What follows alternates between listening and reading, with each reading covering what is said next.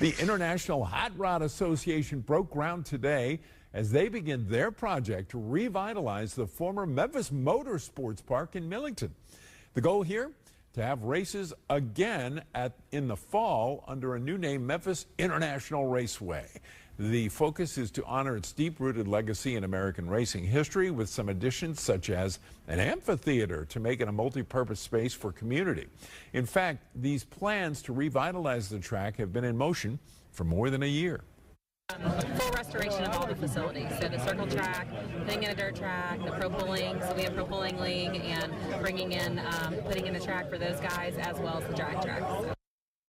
So all of this has more than a $60 million price tag. Demolition expected to start tomorrow. More plans on revitalizing the raceway still in development.